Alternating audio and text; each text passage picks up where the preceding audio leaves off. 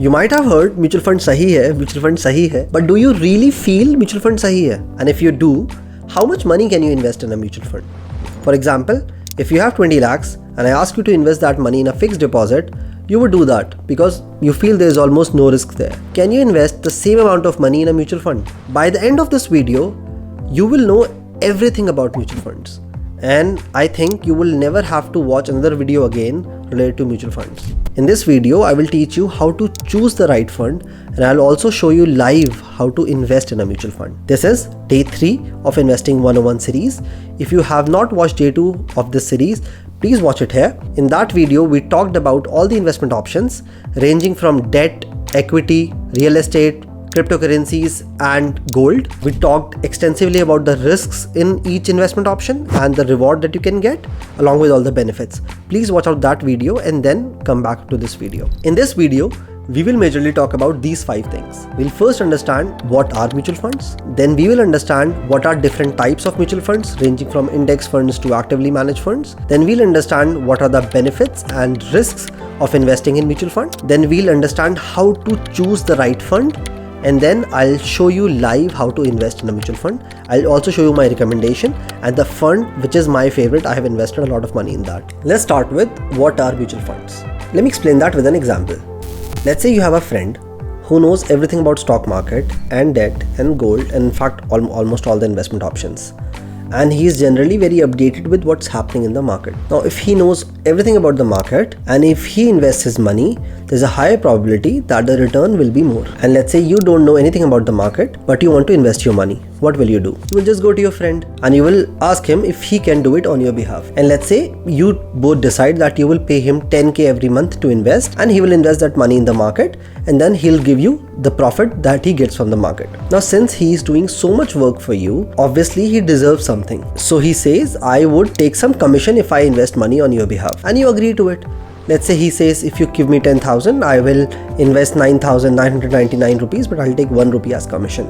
And you agree with that. Now, you keep doing that for a year and let's say you make like 15-20% return. Seeing this, a lot of other friends also get excited about this whole thing. So they also start paying your friend money to invest in the market. Now, since this guy is now doing it for a lot of people, he let's say opens up a company and he takes all this money and then starts investing. This is exactly what is a mutual fund.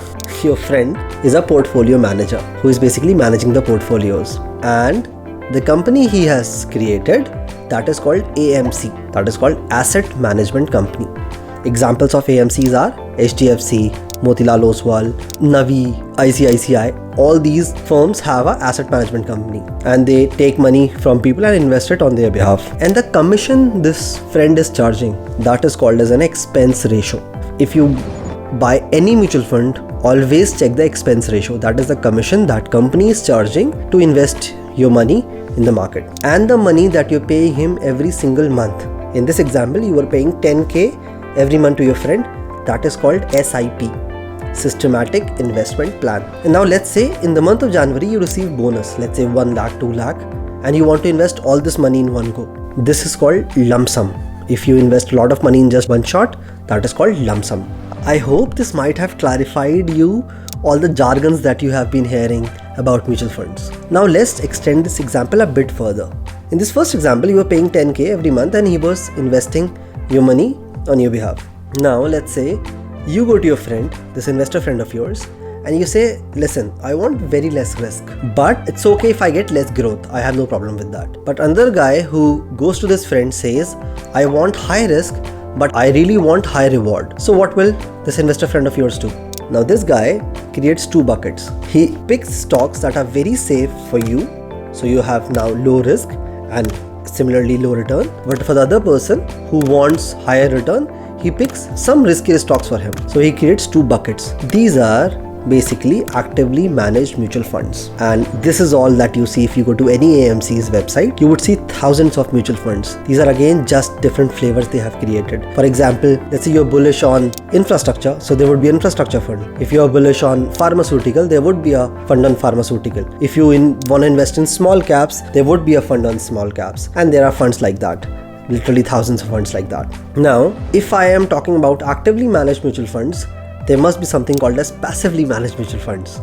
To explain that, I have to introduce another concept to you, which is called an index. I think you might have heard what is an index. Nifty, Sensex, they are all indexes. And why do we need index? Maybe I'll ask another question to you for this. What is GDP and why do we need one? Basically, this is how we calculate how our country is growing, right? Similarly, if I talk about the stock market, if I ask you, how is the stock market performing in India? Just BSE has like 5,000 companies. How would you tell? One company went up by 5%, the other company went down by 3%. It won't work like that. You have to just make an average of something to explain how the market is performing overall. And that is called an index. When we say Nifty, Nifty is an index by NSE, National Stock Exchange. And Nifty has top 50 companies of India from different industries basically. This has HDFC, SBI, Reliance and all the big companies. And now if you trust your SBI account, SBI savings account, and you have no problem keeping money in that savings account, then you should also have trust in investing in SBI stock, right? So these are top 50 companies and hence very low risk. These are the top companies of India. Similarly, Sensex is Sensex 30. It has 30 top companies of India. Similarly, very less risk. Now, just to simplify all these things, your portfolio manager is not choosing these companies. This is an index which is created, let's say, by the exchange. And let's say now you want your portfolio manager to not do all this hard work, just do investing in this index. Just copy the index. For example, index has 50 companies and if any company change, you should change the same thing in your mutual fund. Now, since this is reducing his work drastically, the expense ratio would be much lower. So basically, if you invest in an index fund could be a Nifty index fund, a small cap, a mid cap, a large cap and stuff like that, or a bank Nifty fund. This would have really low expense ratio. And I would recommend investing in these funds if you're just starting out, because generally you can have a really good return from these funds and the expense ratio is really low. Now let's move on to types of mutual funds. You can broadly classify mutual funds into 3 categories. The first is equity, the second is debt,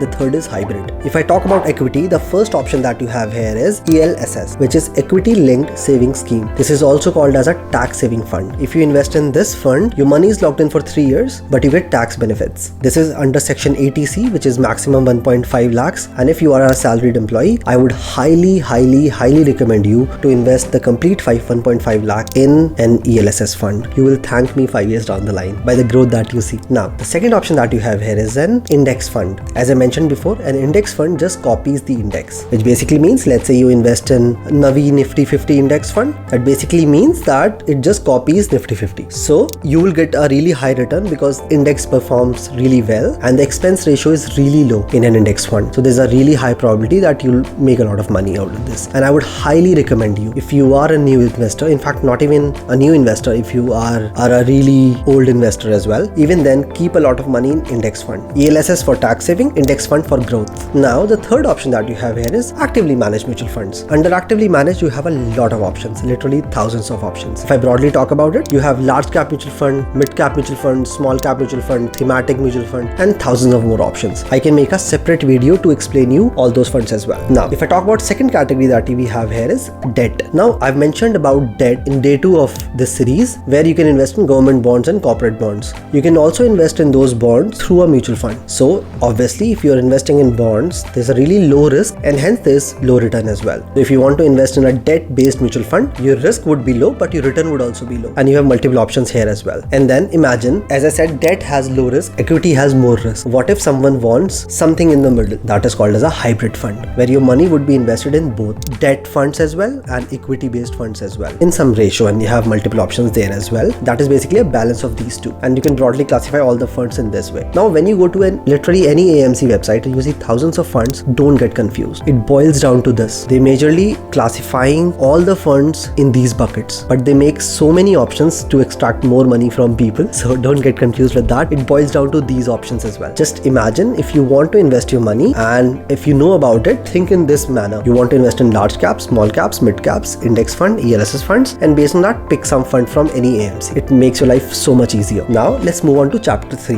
which is the risks and benefits of mutual fund. Let's talk about benefits first. There are majorly 4 benefits of investing in mutual funds. The first benefit is diversification. Now, this is the first lesson any investor should learn. If you start investing in stock market or literally anywhere, this is the first lesson you should learn. Don't keep all your eggs in one basket, right? Which basically means if you invest, don't invest in just one company. Spread your money in multiple companies so that if just one company goes bankrupt, your money is still safe. Your risk is kind of mitigated, and this is something which is done by mutual funds beautifully. Even if you invest 1,000 rupees every month, even then your money is spread across 50 or 100 companies. So that's a great part about mutual fund, reducing your risk. The second benefit that we have here is professional management. As I mentioned before in my example, the person who is managing your mutual fund portfolio is an expert. He is not a random person, right? He is someone who is doing it 5 days a week. This is his full-time job and he knows everything about finance. So hence, if he takes a decision, that would be a better decision than you. And he's taking a calculated risk as well. He knows about the companies where he's investing. And hence, there's a really high probability that your money would grow at a higher return rate compared to if you invest that money. Okay. The third benefit that you have here is flexibility. Mutual funds are extremely flexible. You can invest, let's say, for 2 months, then pause it for 2 months. Then you can actually, let's say, invest in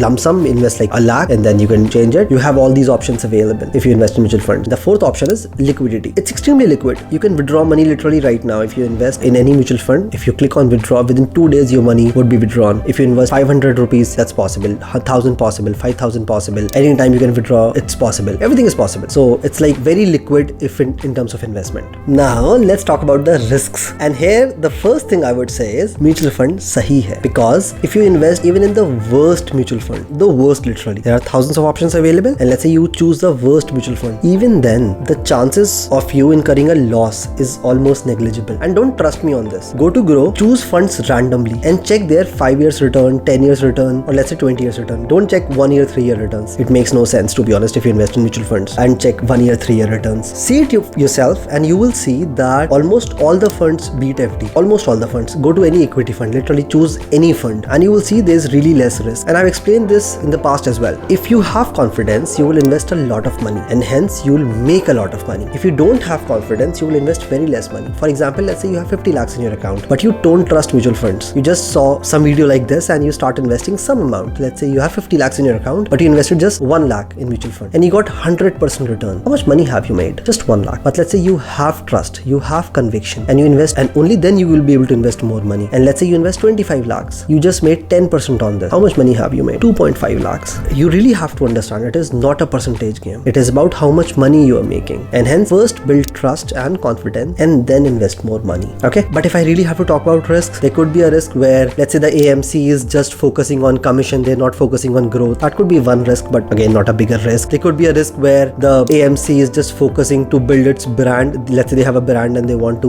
live up to the reputation. So they don't even take any riskier bet. They just focus on very stable, safe companies and hence your return is less. But again, there's no risk. Your return could be less or more based on the fund you choose and the AMC you choose. I don't think you would ever lose money. I mean, I trust mutual funds a lot and I would let you decide it for yourself. Do a lot of research and you would see that none of the funds perform that bad in a longer term horizon, like 8 or 10 year long horizon, right? I really wanted to cover the remaining 2 sections in this video, but I think the video would get a bit too long. The 2 sections were how to choose the right fund and to show you live to buy your first mutual fund using Coin by Zerodha. But I'll cover that in part 2 of this video.